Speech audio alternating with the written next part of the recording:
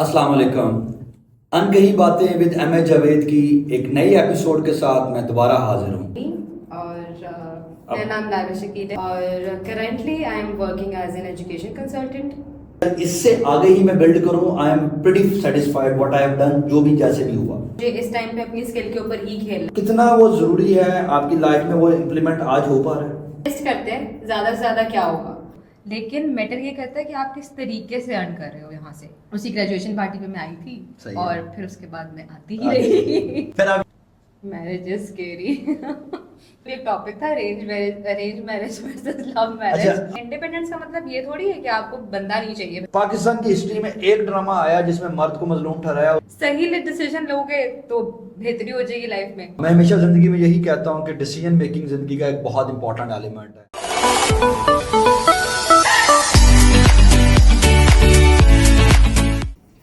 अस्सलाम वालेकुम। अनकही बातें विद एम ए जावेद की एक नई एपिसोड के साथ मैं दोबारा हाजिर हूँ। अनकही बातें विद एम ए जावेद एक ऐसी पॉडकास्ट सीरीज है जिसमें मैं बुलाता हूँ उन लोगों को जो यूथ से बिलोंग करते हैं, जो यंगस्टर्स होती हैं, और मैं हमेशा कहता हूँ कि वो गेस्ट हैं मेरे जो शायद सोसाइटी के लिए, माशरे के लिए कोई बहुत बड़ी स्टोरी या सक्सेस स्टोरी नहीं है, बट वो शायद अपने घर में अपनी फैमिली की बहुत बड़ी स्टोरी होंगे, या वो स्टोरी होंगे जो स्टोरी इन द मेकिंग होगी। इसी तरह के आज एक और गेस्ट हमारे साथ मौजूद हैं। आइए उनकी तरफ चलते हैं और उनसे पूछते हैं कि उनका बैकग्राउंड क्या है और वो इस फील्ड में जिसमें भी उन्होंने आई हैं वो क्यों आई हैं। सो वेलकम लाइबा, और लाइबा से बात करते हैं। अस्सलाम वालेकुम लाइबा। वालेकुम अस्सलाम, thank you so much for having me. और मेरा नाम लाइबा शकील है। लाइबा, आप कुछ बताइए कि अपने बैकग्राउंड के मुताबिक कहाँ से आपकी अर्ली एजुकेशन है, क्या किया, और डिग्री बैचलर्स आपकी क्या है, और आजकल आप क्या कर रही हैं? मैंने अपना जो मैट्रिक था वो मैंने मॉडल टाउन से किया था, जो डिविजनल पब्लिक स्कूल है वहाँ से। देन इंटर मेरा पंजाब कॉलेज से है, प्री मेडिकल के अंदर। और उसके बाद मैंने BS न्यूट्रिशन साइंसेस किया है फ्रॉम न्यू इंटरनेशनल यूनिवर्सिटी जो रायबन में है। ठीक है। और उसके बाद for some time practised as a like clinical dietitian in Kishwar Sultana hospital, Fatima में, डिफरेंट हॉस्पिटल्स में। ठीक है। और currently I am working as an education consultant and that's pretty much it. ठीक है। सो अगेन, मैं जो आपको जानता हूँ, मैं इनमें से किसी चीज़ के मतलब की वजह से नहीं आपको जानता, ठीक है। सो जानना बहुत ज़रूरी है, और हमारा मकसद भी ये है कि हमारे पास वो गेस्ट मैं बुलाऊँ जिनके साथ शायद पॉडकास्ट में ही हमें वो बातें पता लगें कि उन्होंने क्या किया, बैकग्राउंड क्या है। मकसद सिर्फ ये है कि जो मेरी ऑडियंस है, जो गेस्ट को सुने यहाँ पे बैठे सोशल मीडियाज़ पे, यूट्यूब पे, उनको कोई इंस्पिरेशन मिले, उनको कोई गाइडेंस मिले कि क्या हम एक फील्ड चूज़ कर लिया तो क्या वहीं रहना है, या फील्ड चेंज भी की जा सकती है और उसमें सक्सेस कैसे हो सकती है। तो जो मैं आपको जानता हूँ, तो मैं तो लाइबा ब्लॉग के नाम से जानता हूँ, या इन्फ्लुएंसर के तौर पर जानता हूँ। मुझे कोई भी चीज़ करनी होती है अपने इदारे PCA के वाले से या कुछ होता तो मेरे जहन में आता है कि अच्छा यार लाइबा को पहले कहता हूँ, लाइबा मुझे ये कनेक्ट करा देगी लोगों से। तो उस साइड पे हम आएंगे, आपकी इन्फ्लुएंसर वाली साइड और वो सारी चीज़ें क्यों कर रही हैं। एक क्वेश्चन ये है कि अर्ली स्टेज एजुकेशन के मुताबिक जानना चाहता हूँ कि क्लिनिकल न्यूट्रिशनिस्ट और डाइटिशियन उसमें आप हुई हैं, डिग्री आपने की।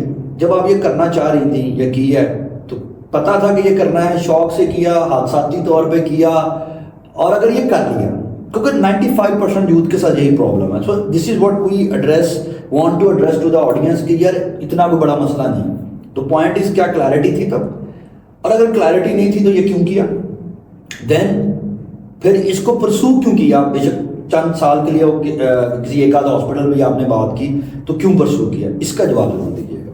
पहली तो जो आपने बात की कि क्या मुझे क्लैरिटी थी कि मुझे इसी फील्ड में आना है या मुझे एज ए डाइटिशियन ही एजुकेशन भी लेनी है और फर्दर फील्ड में काम करना है, तो नहीं। मैं एज लाइक मेरे जिस तरह बाकी सब मतलब लड़कियों का होता है कि नहीं हमें MBBS करना है, हमें डॉक्टर बनना है, दैट्स वाई मैंने प्री मेडिकल फील्ड चूज़ की, क्योंकि मेरे पेरेंट्स भी कहीं ना कहीं यही चाहते थे कि मैं डॉक्टर बनूँ। ठीक है। तो तब तक मुझे सिर्फ एक एमबीबीएस डॉक्टर का ही पता था, मुझे अवेयरनेस भी नहीं थी इतनी ज़्यादा कि अच्छा ठीक है और फील्ड्स भी हैं, लाइक साइकोलॉजिस्ट है या कोई डाइटिशियन है या कोई फिजियोथेरेपिस्ट, ये डिफरेंट फील्ड्स होती हैं, तो मुझे आइडिया नहीं था। ठीक है। But at the time of MD CAT due to some unfortunate reasons मेरी हेल्थ काफ़ी ज़्यादा ख़राब हो चुकी थी और एम कैट का जो मेरा रिजल्ट था वो क्लियर नहीं हुआ था और मुझे फिर अनफॉर्चुनेटली कुछ सेकंड साइड देखनी थी। तो मुझे उस टाइम पे क्या करना, आइदर या तो एक ऑप्शन थी कि मैं प्री मेडिकल से डायरेक्टली किसी और फील्ड में शिफ्ट कर जाऊँ, यानी मैथ्स कॉम की साइड पे चली जाऊँ या कुछ भी और कर लूँ, या फिर था कि मैं इसी में कुछ ना कुछ और कर लूँ। तो एट दैट टाइम दो क्वेश्चंस मेरे, मतलब मेरे पेरेंट ने मुझे ये कहा था कि मेरी मदर को एक चीज़ है कि उनको इंस्टीट्यूट का नाम चाहिए होता है, उन्हें कैनेड कॉलेज बहुत पसंद था। ठीक है। एंड शी वाज लाइक कि अगर तुम्हारा कैनेड में नाम आता है तो आई वांट कि तुम कैनेड जाओ। एट दैट टाइम मुझे अभी भी याद है कि मैंने उनसे सिर्फ एक चीज़ पूछी थी कि आप क्या चाहती हैं, मैं डॉक्टर बनूं या मेडिकल फील्ड में ही रहूं, या फिर मैं मेरे नाम के साथ कैनेड लगे कि मैं कैनेड से पढ़ी हूँ, मेरी प्रीवियस एजुकेशन वहाँ से है। तो शी सेड के काफ़ी सोचने के बाद और करने के बाद शी सेड नहीं, आई वांट कि तुम डॉक्टर बनो, किसी भी फील्ड में चली जाओ, but I want that doctor DR with your name. और specific MBBS name. Long story short, still she is not satisfied with it. Okay. But the thing is कि she wants के मैं ये करूँ, तो that's why I was like उस time में मैंने देखी काफ़ी और फील्ड्स भी देखी कि अच्छा if not MBBS then what next. तो तब सर्च करते करते मेरे माइंड में आया कि अच्छा ठीक है फील्ड्स एक्सप्लोर की। उस टाइम पे भी एक कॉन्सेप्ट था कि फिजियोथेरेपी नहीं करनी क्योंकि लड़कियों के लिए physiotherapy is not a safe field, और आप आके प्रैक्टिस कैसे करोगे ये सब कुछ। तो फिर मेरे सामने जो थी वो एक क्लिनिकल डाइटिशियन की फील्ड आई थी उस टाइम के ऊपर। और जब क्लिनिकल डाइटिशियन वाली साइड पे मैं गई तो मैं FMH में गई, बाकी भी कुछ इंस्टीट्यूट्स थे जिससे काफ़ी लिमिटेड कॉलेजेस थे जो कि न्यूट्रिशन साइंसेज ऑफर कर रहे थे। तो FMH का मेरे को पता था कि नाम भी है और एक हॉस्पिटल साथ में एसोसिएट हो जाएगा, सब कुछ होगा, तो वाई नॉट FMH। और मेरे माइंड में उस टाइम पे सिर्फ ये था कि शायद इस फील्ड में मुझे ज़्यादा नहीं पढ़ना पड़ेगा, तो इस फील्ड में रहते हुए मैं अपनी बाकी चीज़ें कर सकती हूँ। यानी जो मेरी एक मुझे स्टार्टिंग से था कि मैं NCA जाती, या मेरी मुझे एक आर्टिस्टिक साइड थोड़ी बहुत अंदर थी, तो मैं उस साइड को अपना उस पैशन को फॉलो करती। तो मेरे माइंड में था कि ठीक है इस फील्ड में रहते हुए अम्मा का ख्वाब भी पूरा हो जाएगा, जो वो चाहती हैं उनके लिए वो चीज़ भी हो जाएगी, and side by side I will somehow like find a direction to follow my passion. तो उस टाइम पे फिर मैंने इस फील्ड को सिलेक्ट किया था एज लाइक साथी तौर पे फिर मैंने BS न्यूट्रिशन साइंसेस को सिलेक्ट किया, और तब से फिर ये चीज़ स्टार्ट हुई। फिर फर्दर ऑन जब इस फील्ड के अंदर गए तो पता चला कि पढ़ना तो पड़ता है और बहुत ज़्यादा पढ़ना पड़ता है। बट फिर उस टाइम पे एक चीज़ ये भी रियलाइज़ हुई कि सिर्फ एक MBBS डॉक्टर नहीं होता जो जिसके पास फील्ड की पूरी नॉलेज होती है, जिसके पास पेशेंट को डील करने का प्रॉपर एक क्राइटेरिया या एक सेट पैटर्न है, या सिर्फ वही पेशेंट को डील कर सकता है। इस फील्ड के अंदर भी आपको एक प्रॉपर नॉलेज चाहिए, आपको पूरा ह्यूमन स्ट्रक्चर, उसकी साइकोलॉजी, उसकी बिल्डिंग, ईच एंड एवरीथिंग आपको वैसे ही डिटेल इन डेप्थ स्टडी करनी पड़ती है जिस तरह एक MBBS डॉक्टर करनी पड़ती है। देखें वो अगेन ये मिसकंसेप्शन है जो कि आपने भी बात की कि जी शायद ना पढ़ना पड़े। The point is very simple and straight. जिन्होंने 4 साल की डिग्री बनाई है तो किसी वजह से बनाई। अगेन हम इस बहस में जा सकते हैं पाकिस्तान और इंटरनेशनल स्टैंडर्ड्स में फ़र्क होगा, डेफिनेटली है, बट कुछ ना कुछ तो है ना। फ्री अगर पढ़ना होता वो आप 4 साल अपने याद कर लो तो वो कोई इतने आसान भी नहीं थे, लेकिन आज वो 4 साल याद करो आज की डेट में तो तुम्हें लगेगा कि यार छोटी बहन को कहना है या किसी को कहना कि यार इतना औखा नहीं होता जितना तुम लोग औखा बना देती हो। लेकिन वो शायद हम बड़े हो चुके होते हैं तो हमें वही है, लेकिन उनकी एज तो वही होती है। सही है। अच्छा, दूसरी चीज़ आपकी बात है बड़ी इंटरेस्टिंग, अगेन मेरे पॉडकास्ट के हवाले से बड़ी वही कि अनकही बात, ये वही अनकही बातें हैं जो आप कर रही हैं, जो मैं चाहता हूँ हम सब करें, लोगों को बताएं। वालिदैन चाहते हैं कि हम ये बने, और वो कोई भी फील्ड हो सकती है, प्रोफेशन हो सकता है, मेडिकल हमेशा से रहा, एक बड़ा इम्पैक्ट रहा है उसका, लोग चाहते हैं। मैं एक छोटा सा सवाल पूछता हूँ, इस पर डिटेल में हमने बात ज़रूर करनी, लेकिन बहुत शॉर्ट सा सवाल कि जो सब कुछ चाहती थी और आप कुछ और चाहती थी, जहाँ पे भी जिस स्टेज पे आप मौजूद हैं, क्या आप चाहती हो कि वो वापस जाओ FSC के अंदर और वो सारी चीज़ें शिफ्ट करके नए सिरे से अपनी लाइफ की वो स्टोरी लिखना चाहोगी, या जहाँ पहुँच गई और तुम चाहती हो कि यार इससे आगे ही मैं बिल्ड करूँ, I am pretty satisfied what I have done, जो भी जैसे भी हुआ?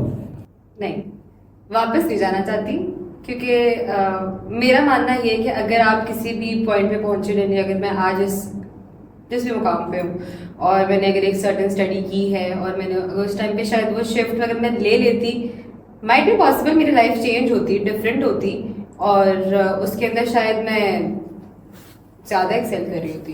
बट द थिंग इज कि अब अगर मुझे कोई पूछता है कि मैं वापस जाकर उसको चेंज करना चाहती हूँ नहीं करना चाहती, तो मैं चेंज नहीं करना चाहती उस चीज़ को, बिकॉज मेरे लिए है कि अगर ठीक है, अगर एक चीज़ हो गई है तो हो गई, अब उसके अंदर आप मजीद बेहतर क्या कर सकते हो, आप वो चीज़ देख लो, आप उसके मजीद रास्ते देख लो, बजाय इसके कि आप इस चीज़ के ऊपर रहो कि अगर मैंने वो डिसीजन उस टाइम पे लिया होता तो मेरी लाइफ कैसी होती, क्योंकि अब तो आप वो डिसीजन ले चुके हो, आप अपनी एक सर्टेन एज या अपना एक सर्टेन टाइम उस डिसीजन के ऊपर स्पेंड कर चुके हो, तो अब उस चीज़ के बारे में सोचना कि यार मैं वापस जाऊं या उस चीज़ को चेंज कर सकूं, कि आप अल्टीमेटली आप चेंज तो नहीं कर सकते।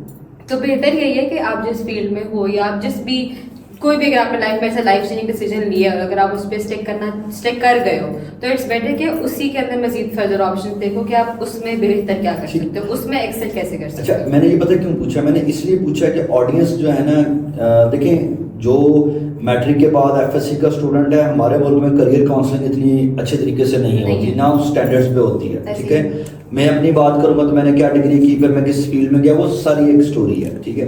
बट द पॉइंट इज, मैंने ये पर्टिकुलर सवाल इसलिए पूछा कि लेट्स सपोज आज ऑडियंस में से कोई लड़की या लड़का, कोई जो कि आगे भी हमने सवाल पूछने हैं कि फील्ड के तौर पे अगर इसको परसू करना चाहे डाइटिशियन एज अ डाइटिशियन, तो वो क्या कर सकता है। तो उसमें इससे रिलेटेबल ये बात है कि क्या कोई ऐसी चीज़ है जो कि आप चाहोगे, अच्छा मैंने फील्ड तो ये चूज़ की, आई एम प्रीटी सेटिस्फाइड, मैंने उसके साथ अपनी और बहुत सारी चीज़ें की जिनको हमने भी इंशाल्लाह अगले सवालों में डिस्कस करना है, तो लेकिन अगर ये वाला पार्ट होता है कि ये डिसीजन मैं बेहतर ले लेती, तो या मैं मतलब एग्जांपल है, क्या कनेड का नाम जुड़ जाता है, इदारे का नाम जुड़ जाता है, मैं जिस इदारे से किया उससे फ़र्क पड़ेगा।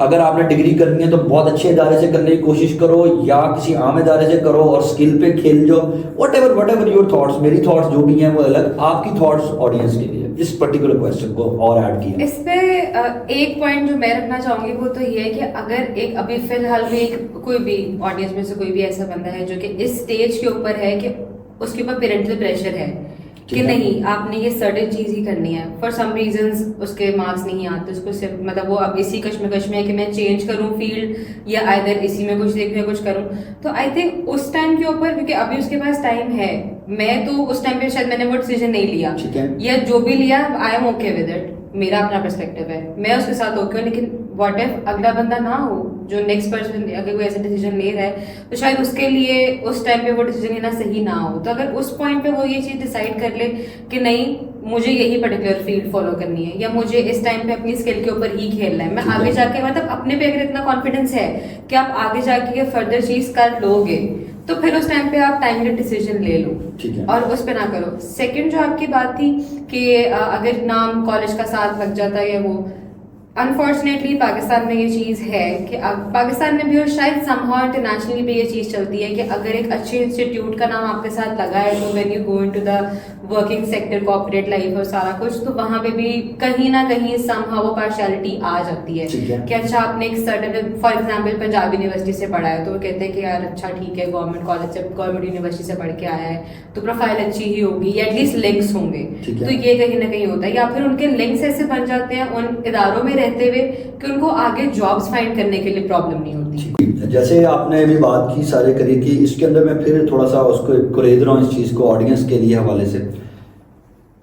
डाइटिशियन आप बन गई, मेरा ये ओपिनियन है ज़ाती कि कोई भी आप डिग्री करो, जैसे जितना मैं आपको जानता हूँ और जितना आपका पोर्टफोलियो है या मार्केट में है, और आप एज अ डाइटिशियन या न्यूट्रिशनिस्ट के तौर पे या डाइटिशियन आप लोगों को कोई मील प्लान दो या कोई भी चीज़ दो, मेरा ख्याल से शायद वो मैटर नहीं कर रहा आप किस यूनिवर्सिटी से, आपके पर्टिकुलर केस में इतना ज़्यादा, क्योंकि आप अभी कॉर्पोरेट में जाके किसी हॉस्पिटल में जाके जॉब को नहीं करिए, प्राइवेट क्लिनिक या प्राइवेट कंसल्टेंसी की बात कर रहा हूँ।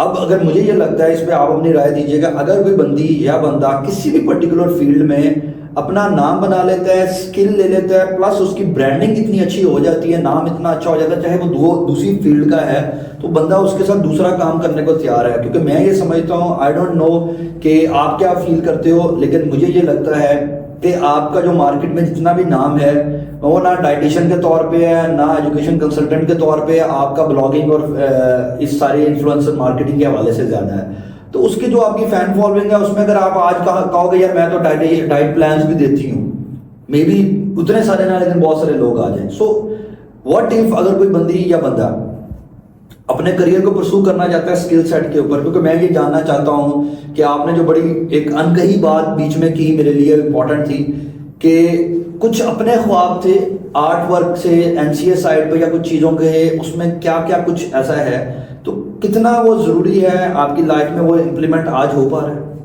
ठीक है, और अगर हो पा रहा है तो शायद किस वजह से हो पा रहा है, आपने वो फील्ड छोड़ी नहीं छोड़ी, तो ये इसको मैं दोबारा वापिस आऊँगा इस बात के ऊपर। बट यहाँ पे हम शॉर्टर करने के लिए ऑडियंस के लिए कि क्या अगर आप स्किल में अच्छे हो जाएं या आपकी मार्केटिंग या नेटवर्क स्ट्रांग हो जाए और आपकी इन्फ्लुएंस अच्छा हो जाए, तो फिर कितना का मसला रह जाता है बड़ी यूनिवर्सिटी की डिग्री या एक आम यूनिवर्सिटी की डिग्री से। इसमें ये चीज़ है कि जहाँ तक ये चीज़ है ना कि आपकी मतलब यूनिवर्सिटी कब मैटर नहीं करती, या किस पॉइंट पे जाके आपसे ये नहीं पूछा जाता कि यार आपने किस यूनिवर्सिटी से पढ़ा है या आपके कितने % मार्क्स आए थे, CGPA क्या था, जब आप इन चीज़ों से निकलते हो। वो सिर्फ उसी सूरत में हो सकता है कि जब आपको अपनी जो स्किल्स हैं या जो भी आपने नॉलेज लिया है उसको आप कन्वे कैसे करते हो, अब उसे कितना कन्वे कर पा रहे हो, क्योंकि जब आप किसी इंटरव्यू के लिए भी जाते हो तो वहाँ पे अपनी नॉलेज को आप सिर्फ कन्वे ही कर रहे होते हो, और उस टाइम पे वो आपसे ये नहीं पूछते कि आपका CGPA क्या है, आप किस यूनिवर्सिटी से आए हो, क्या किया क्या नहीं किया। तो आई थिंक अगर आपके पास कोई स्किल है, बी इट के आप कम्युनिकेट अच्छा कर पाते हो या आप अपना आपको प्रेजेंट अच्छा कर पाते हो अपनी ऑडियंस के सामने, तो आप उस स्किल के ऊपर ज़्यादा काम करो, इंस्टेड ऑफ कि मेरे मार्क्स कम हैं तो शायद मैं कुछ नहीं कर सकती, या मैं इस सर्टेन एजुकेशन इंस्टीट्यूट से पढ़ी हूँ उसका तो इतना नाम नहीं है तो मैं आगे फर्दर लाइफ में कुछ नहीं कर सकती। लेकिन आप अपने पे इतना काम करो कि आपने जितना भी नॉलेज लिया है आपको उसको बेहतर तरीके से प्रेजेंट करना आना चाहिए, और उसमें कुछ ना कुछ ऐसा लाजमी होना चाहिए जो कि मार्केट में अभी तक नहीं है। उसमें कोई ऐसा सेलिंग पॉइंट होना चाहिए जिसकी वजह से लोग आपकी वो चीज़ ना देखें कि इसने कहाँ से पढ़ा है, या अगर कहीं पे ऐसा कुछ है भी कि कोई ऐसा इंस्टीट्यूट है जहाँ से आपने पढ़ा है और उसका कोई इतना नाम नहीं है, माइट भी आपकी वजह से उस इंस्टीट्यूट का नाम बन जाए कि ठीक है ये सर्टेन बंदा जो है इसने भी तो वहीं से एजुकेशन हासिल की है, बट मार्क्स फिर वहाँ पे आपके मैटर नहीं करते। आपने बड़ी खूबसूरत बात की है, जैसे अब हम पहले तक तो नहीं जानते, अब हम नूर इंटरनेशनल यूनिवर्सिटी को मैं एटलीस्ट ये जानता हूँ कि अच्छा लाइबा जैसे बंदा भी वहाँ से पढ़ा हुआ है, ठीक है, मैं ऑब्वियसली क्या हाँ नूर है फलाना है, लेकिन नूर प्रोजेक्ट एक है वो एक अलग कहानी है, लेकिन नूर इंटरनेशनल के हवाले से तो मुझे खुद अच्छा आपको किसी ने पूछना मार्केट में नजर आती है, आपको पता मेरा एकेडमिया से ताल्लुक है चीज़ें हैं, तो मैं कहता हूँ अच्छा हाँ वो वाली नूर जहाँ से लाइबा ने पढ़ा हुआ, तो आप ब्रांडिंग कर रही हैं अपने नूर इंटरनेशनल यूनिवर्सिटी की, ठीक हो गया, वेल एंड गुड। अच्छा जी आगे चलते हैं।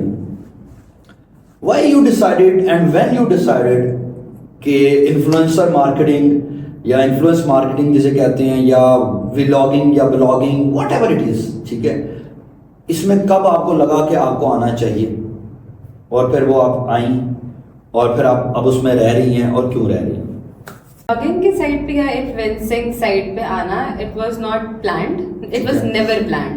ये एक बहुत ही एक रैंडम सा डिसीजन था, समवन सेड कि आप इस साइड पे आओ। अच्छा मैं बादल से बात काट रहा हूँ कि लास्ट टाइम किसी को मैंने एक पॉडकास्ट हुआ मेरे किसी के साथ, तो उसमें उनसे पोइट्री का सवाल पूछा, व्यूअर्स कैन गो बैक और उसमें पॉडकास्ट वो सुन सकते हैं, तो मैंने उनसे पूछा कि आप पोइट्री करते हो कहाँ से, तो कैसे शुरू हुई, तो उसने कहा मेरी एक कजन ने मुझे एक दफा कहा, तो लोगों ने लिटरली कमेंट किया हुआ नीचे जाके उस कजन का नाम बताओ, तो इस संबंध पे आपके क्वेश्चन आ सकता है, खैर आप संबंध ठीक है आप जवाब दीजिएगा, ठीक है ठीक है। तो दैट टाइम साइड के मतलब इस साइड को क्यों नहीं एक्सप्लोर करती, उस टाइम पे जितनी आज इन्फ्लुएंसर मार्केट जो है वो इन है, क्योंकि कोविड के बाद कोविड के दौरान ये मार्केट काफी ज्यादा ग्रो की है, तो उस टाइम जब मैंने किया था आई थिंक बैक इन 2017-18 उस टाइम पे इतना ज्यादा इस चीज का मतलब वो बहुत कम लोग थे जो कि कंटेंट क्रिएट कर रहे थे, और कुछ बहुत मेजर नाम भी थे जो कि कंटेंट या कंटेंट मार्केटिंग में या कंटेंट क्रिएशन में जाने जाते थे, वो अभी तक स्टिल जाने जाते हैं, बट हर दूसरा बंदा उठ के कंटेंट क्रिएशन नहीं कर रहा था।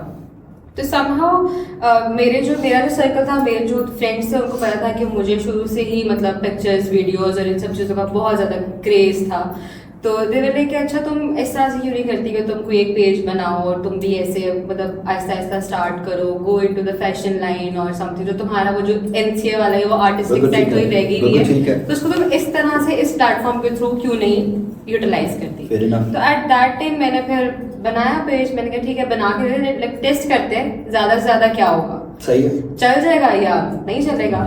तो मैं कभी भी इतना ज़्यादा कंसिस्टेंट नहीं रही उसके ऊपर। मैंने अपनी यूनिवर्सिटी टाइम के ऊपर भी कोई बहुत ज़्यादा कंटेंट नहीं डाला उस पर रैंडमली कभी कुछ। मुझे लिखने का शौक था तो मैंने कुछ ना कुछ जो है वो कोई मतलब कोटेशन कोई ऐसी ऐड कर दी थी अपने पिक्चर्स के नीचे, या कोई रैंडम पिक्चर कोई ऐसी जो मैं क्लिक की होती थी उसके नीचे कुछ भी ऐसे रोज़मर्रा से जो मुझे लगता था कि शायद ये बात कोई ना कोई सुनना चाहता है, या शायद इसको पढ़ के अगर कोई अपनी लाइफ में स्टेज पे होगा या वो भी सेम फील कर रहा होगा तो मे बी उसको कोई ऐसा मतलब कोई आंसर मिल सके इस चीज़ से। तो मैंने उस तरह से इसको स्टार्ट किया। फिर करते करते कोविड आया। कोविड के दरम्यान में जो है वो ये चीज़ थोड़ी सी इंक्रीज हुई, थोड़ा पॉज भी लगा। उससे पहले फिर आहिस्ता आहिस्ता जब ये चीज़ ग्रो होना स्टार्ट हुई तो मुझे पीआर आना स्टार्ट हो गया। पहले तो मुझे उस टाइम पे कोई कॉन्सेप्ट भी नहीं था, मुझे आइडिया भी नहीं था कि ये कैसे वर्क करता है, क्या होता है क्या नहीं होता। तो मतलब समझने में काफ़ी टाइम लगा इस फील्ड को, क्योंकि मुझे बिल्कुल मैं एक ऐसी बंदी थी जिसको कोई आइडिया ही नहीं था इस फील्ड के बारे में। कुछ मुझे ये था कि पता नहीं मेरे पेरेंट्स इस चीज़ को एक्सेप्ट करेंगे कि नहीं करेंगे कि मैं इस फील्ड में जा रही हूँ, या मैं, क्योंकि my parents are always very clear कि नहीं स्टडी पे ही फोकस करना है, उसके बाद जो मर्जी करो।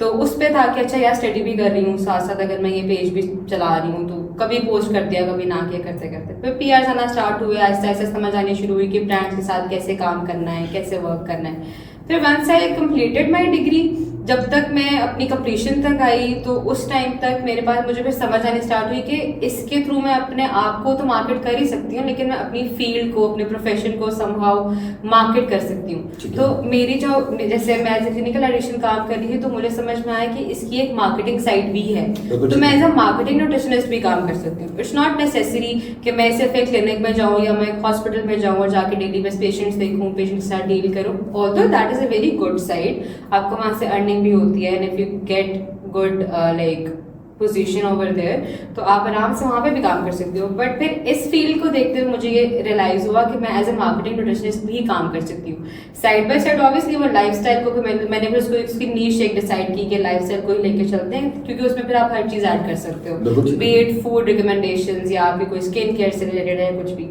तो उस तरह से मैंने इस फील्ड को अब जाके देखना स्टार्ट किया और फिर अब आई एम वर्किंग टुवर्ड्स इट कि समहाउ ये मार्केटिंग की साइड पे ही जाए एज अ मार्केटिंग न्यूट्रिशनिस्ट में उसके ऊपर काम करूं फर्दर। बहुत इंपॉर्टेंट और बड़ी ज़बरदस्त डिस्कशन है। मैं वैसे ही इसको यहाँ पे पॉज करना चाहूँगा क्योंकि मुझे लगता है कि ये इतनी वास्ट है, हम सिर्फ इसी पे बात करेंगे।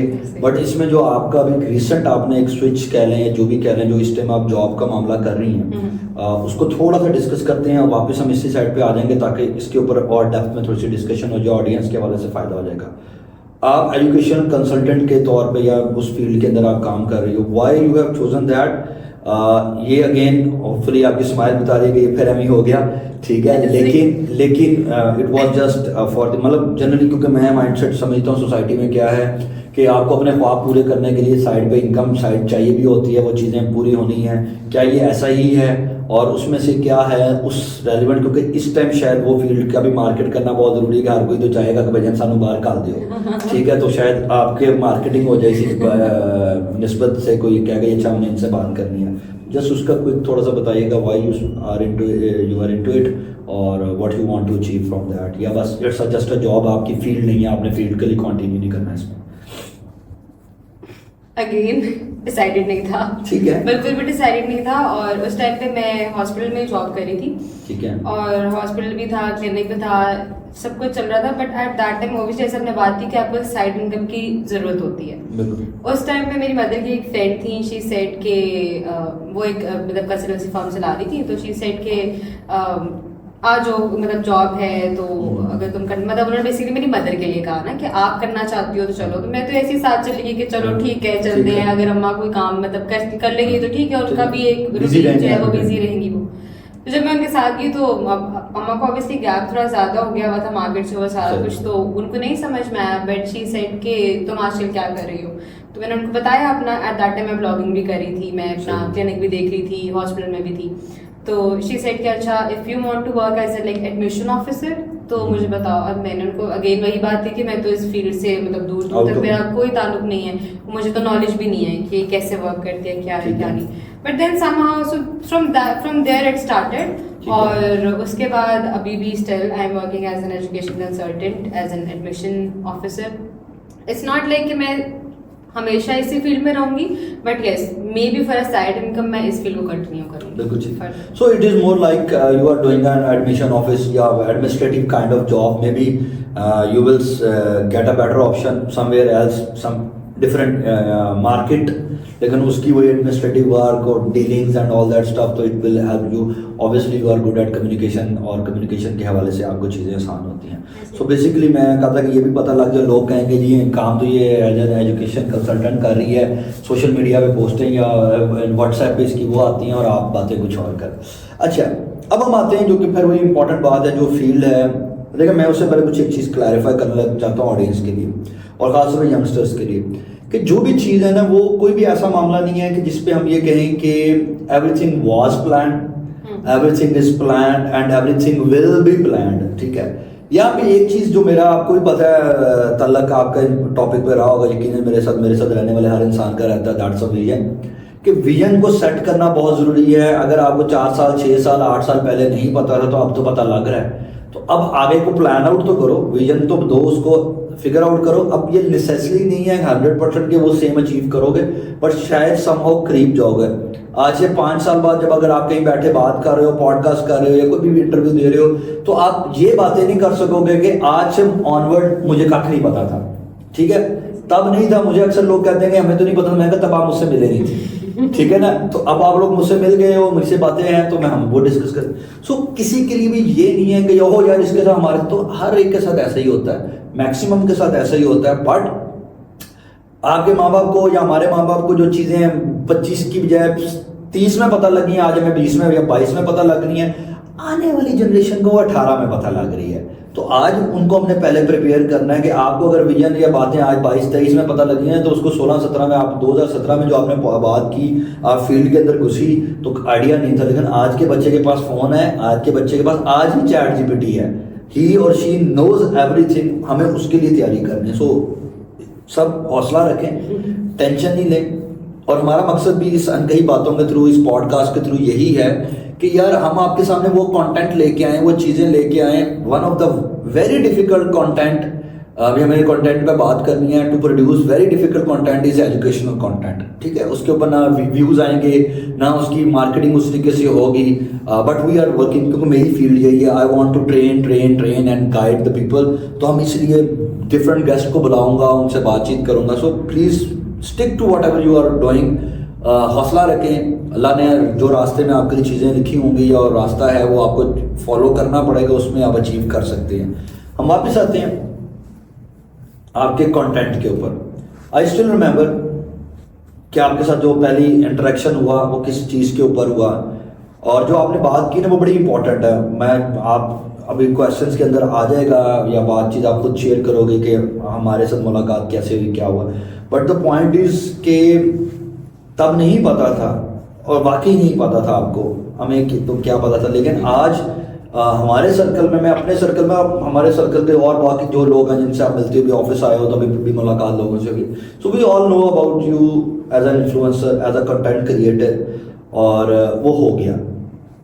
आई don't know how you will say, but I always say few things in life कि whatever is meant to happen it will happen. वो होती है, कहीं ना कहीं चीज़ होनी है। कंटेंट क्रिएशन 2-3 तरह की हो रही है, हम थोड़ी सी ओपन बात कर रहे हैं। एक कंटेंट क्रिएशन है जो टिकटॉक की हो रही है। मैं ऐसे टिकटॉक को बहुत बुरा समझता था और अभी तक समझते हैं लोग भी, और कभी अब जिसको ये पता लगता है कि आई एम ऑन टिकटॉक तो मुझे वही एक सार्कास्टिक टिकटॉकर बन गए हैं वो है, लेकिन उसमें कंटेंट क्या, मुझसे नहीं रहा गया, I had to go there and still मेरी कोई व्यूज़ नहीं है, कोई चीज़ नहीं है, but I keep on posting जो मैंने कंटेंट पोस्ट करना है।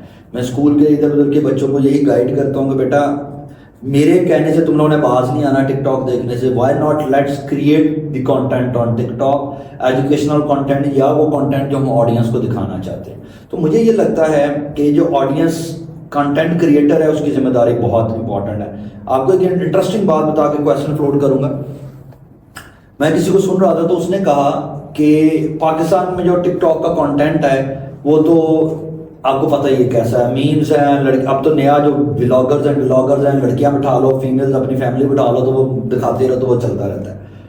बट उसने एक इंपॉर्टेंट बात की, उसने कहा आपको पता है कि आप ये टिकटॉक का कंटेंट उठा के अगर आप यूएसए से अपना लॉगिन करके देखें तो आपको वहां पे एजुकेशनल कंटेंट मिलेगा, वहां पे ये चीज ही नहीं मिलेगी। तो उस बंदे ने कहा कि यार मेरे तो मैं एजुकेशनल कंटेंट बिल्ड कर रहा हूँ और इंफोटेनमेंट में भी दूसरी जो एजुकेशनल एंटरटेनमेंट वाली बात है वो कर रहा हूँ, लेकिन मेरी ऑडियंस सारी यूएस की है।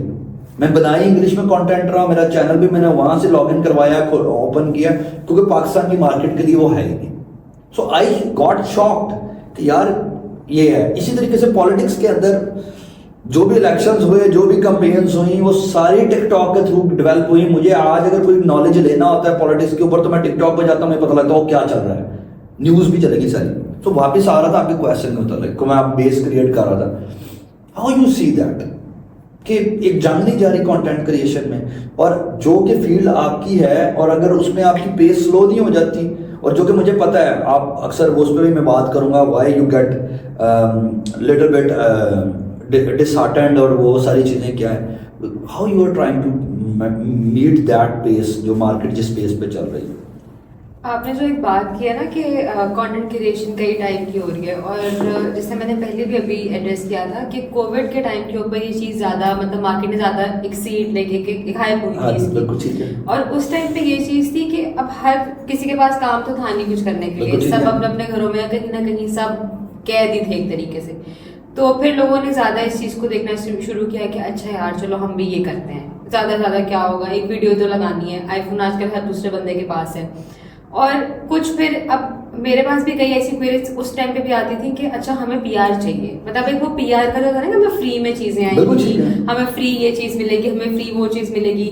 तो लोगों ने उसको उस तरफ से उस नज़र से उस टाइम पे भी और अब भी शायद लोग उसे उस नज़र से नहीं देखते कि हम इंस्टाग्राम को एक मार्केटिंग प्लेटफॉर्म की तरह क्यों नहीं देखते, या बी एट टिकटॉक या कोई भी और प्लेटफॉर्म है, यूट्यूब है, इंस्टा है आपका, या यूट्यूब या फिर आपका फेसबुक है, कुछ भी है, तो आप उसको मार्केटिंग के लिहाज से क्यों नहीं देखते। और अगर आप मार्केट कर रहे हो तो आपको एटलीस्ट पता होना चाहिए ना कि आप मार्केट क्या चीज कर रहे हो। ठीक है, अब अगर आप इंस्टाग्राम खोल के भी देखें, आपने टिकटॉक की बात की, मैं मेजरली इंस्टाग्राम ज्यादा यूज करती हूँ, उस पर भी अब काफी टाइप का कंटेंट है। वन कंटेंट इज वही वाला कि या तो आप स्पेसिफिकली किसी सॉन्ग के ऊपर कोई हुक स्टेप है, ये है वो है, उसके ऊपर मिलियन ऑफ व्यूज भी हैं, सब कुछ है। उसके कंटेंट कोई एक एजुकेशनल चीज है, या बेशक कोई एक कैंपेन ही है, ब्रेस्ट कैंसर अवेयरनेस के रिगार्डिंग कोई कैंपेन है, या कोई सप्लीमेंट है ऐसा जो कि वुमेन हेल्थ के लिए या मेल हेल्थ के लिए बहुत इंपॉर्टेंट है, तो उसके ऊपर कंपैरेटिवली इतने ज्यादा व्यूज नहीं है, लोग उसको सुनते नहीं है, लोग बस मैसेज करके पूछ लेते हैं अच्छा हमें लेना चाहिए नहीं लेना चाहिए, उसको सुन नहीं रहे, क्योंकि ऑब्वियसली अगर एक वीडियो बनी है उसमें बताया है कि लेना अच्छा है नहीं अच्छा, यूजेज भी बताया होता है, मोस्टली सब चीजें एड्रेस की जाती हैं। तो मेरे ख्याल से कि ये हमने ही इस मार्केट को खराब किया।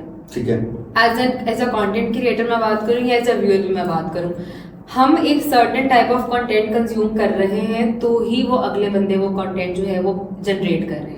अगर हम वो कंटेंट नहीं कंज्यूम करेंगे तो शायद, क्योंकि अगर उनको रीच ही नहीं मिलेगी, उनको एक सर्टेन ऑडियंस नहीं देख रही या उनको वो लोग पसंद ही नहीं कर रहे होंगे, तो मुझे नहीं लगता कि उनको कोई भी ऐसी इंकरेजमेंट मिलेगी कि यार हम वो चीज़ करें। देखिए लय भाई, आपने बड़ा इंपॉर्टेंट सवाल रेज किया, लेकिन मेरा कंसर्न ये है कि देखिए आप नहीं करेंगे, जो 24 करोड़ की आबादी 25 करोड़ की आबादी में से 10 करोड़ तो देखने वाले हैं ना, तो वो तो करते रहेंगे। जो मेरा क्वेश्चन था वो पेस जिस पेस से चल रही है, वो मैं नाम नहीं ले रहा सबके, हमको वी आर नॉट इन्फ्लुएंसर, खास तौर मैं तो बिल्कुल नहीं कि मैं उनके नाम अपना मुंह देख के गल्ला दे के कर रहे, लेकिन वो कंटेंट वही है ना। अब हम उसमें तो बहुत सारे मतलब नाम मेरे जहन में आ रहा है, छोड़े उनको। कहने का मकसद ये कि वो पेस तो चलती रहेगी, you will be left behind, ठीक है, एब्जॉर्ब तो वही होगा। अगर मैं फिर वही वाली बात करूँ, एक ट्रेंड चल गया, बहुत सारे लोग काम है, हाँ ठीक है, वो 100 में से एक बंदा होगा जो कह रहा है कि मैंने इस तरह का कंटेंट नहीं बनाना, मैंने अपने घर की बीवी बच्चे, मैं इसकी एक कॉमन एग्जांपल देता हूँ। मैं हमेशा कहता हूँ फीमेल्स के साथ बात हो, कुछ भी हो, मैंने कहा टिकटॉक की बात है, मैंने कहा यार साड़ी पहनो, एक पल्लू ऐसे कर लो या दुपट्टे का पल्लू ऐसे कर लो, तो फिर आपके व्यूज ही व्यूज हैं। और अब मुझे ये लगता है कि कुछ लोगों ने आपकी इस बात को करते हुए ये लगा कि ये जो आपने कहा ना सप्लीमेंट की वीडियो या कोई चीज़, और अगर मैं आपके ब्लॉग को देखूं या आपके इन्फ्लुएंसर मार्केटिंग को देखूं, सो एक हुक स्टेप कर लिया या एक गाने का कोई कर लिया या वो गाना यूज़ कर लिया और एक थोड़ा सा डिफरेंट बात कर ली, उससे थोड़ी सी व्यूअरशिप आ गई, रीच आ गई और वापस अपनी वीडियो कर ली, वापस अपना कंटेंट कर ले। जो मैं आपके उसमें देखता हूँ, आप सप्लीमेंट भी देख रहे हो, फेशियल चीज़ें जो हैं वो भी देखते करते हो, और उसके बाद फिर आप किताब बैठी एक पोट्री लगा कर एक वो भी लगाते हो, जिसने वो भी देखना, अच्छा हमने लाइबा को भी देखा, किसी ने देखना है तो दो लाइबा को भी देखने बैठ गई है वो ऑडियंस, चाहे मेल है फीमेल है, ज़्यादातर मेल होगी, ठीक है। और दूसरी साइड पे जिसने देखना है तो उसने भी देखना, तो आपकी रीच बढ़ रही है चैनल की।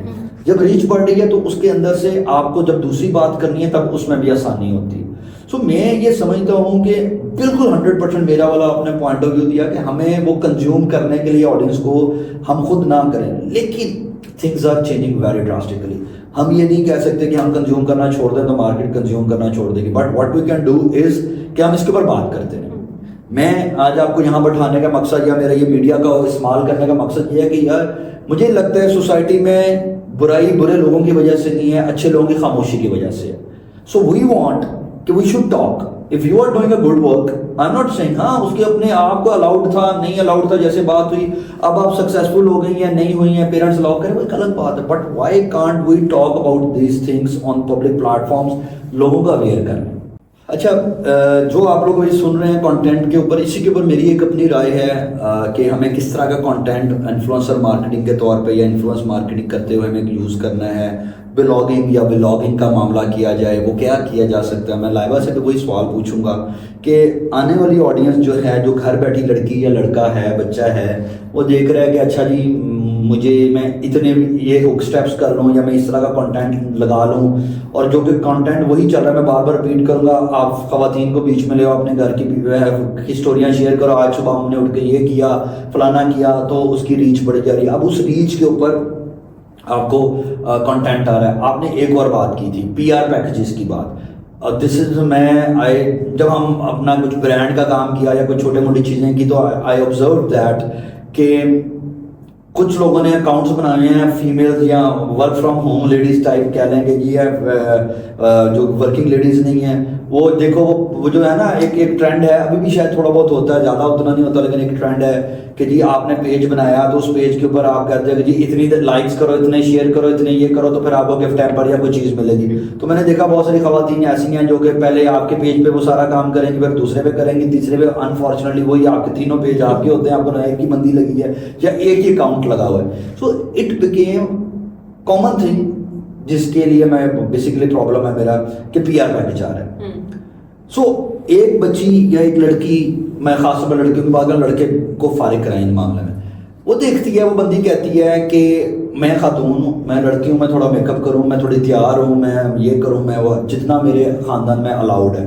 और जो कल्चर ही हमारे सोसाइटी में भी अनफॉर्चुनेटली चला गया, वो एक पिंड की लड़कियाँ, अब आपकी पिंड की लड़कियों को यहाँ पे व्यूज़ नज़र आ रहे हैं खवातीन के, और फिर एकदम उनकी कोई गलत वीडियो सामने आती है, कुछ होता है, फिर सारा कुछ बेड़ा कर, क्योंकि उनको नॉलेज नहीं है। मैं समझता हूँ उसके जिम्मेदार हम लोग हैं, आप हैं, मैं हूँ, और हज़ारों लोग, और अब वो अगर नहीं मानते ना माने, हम जो मीडिया पे बैठे हैं, कैमरे पे बैठे हैं, हमारा फ़र्ज़ है कि हम इस बात को रिलेट करें। बात ये मैं कर रहा था कि वो लड़की देखती है, कहती है मैं मेकअप करूँ, फलानी लड़की, फलानी टिकटॉकर, फलानी ये जन्नत मिर्ज़ा, फलाना जो भी नाम है, वो एक नाम मुझे भूल भी गया, पता नहीं कौन सी हक थी, कोई पता नहीं कौन थी, अरिका हक। वो मुझे फ्रेंड रिक्वेस्ट कहीं आई थी, उसका ओरिजिनल अकाउंट था, जो भी था, मैंने यस किया, तो एक दिन मेरे बेगम ने शायद देखा या जो भी, उसने कहा कि जी ये क्या है, अरिका हक का नाम है। मैं कहा हाँ वो एक बंदी है मेरे पास आती है। कहती है आपने बड़ा फॉलो किया उसको। मैंने कहा मुझे नहीं पता, रैंडम है, उसकी टीम ने भेजी, उसका अपना अकाउंट भी है, मुझे तब पता लगा अच्छा वो भी फेमस है खातून, मैं अक्सर सेव कर। तो वो देखते हैं कि जी फलानी लड़कियां हैं, वो पैसा लेती हैं या कुछ करती हैं, हम भी करें, हमें भी PR पैकेजेस मिलेंगे, हमारे लिए भी एक बहुत वास्ट फील्ड बन गई कि हम यहाँ से पैसा कमा लें। डोंट यू थिंक आपको, मुझे या हमें सोसाइटी को उस लड़की को क्लियर करना है बहुत ज़रूरी कि this is not the right way to approach.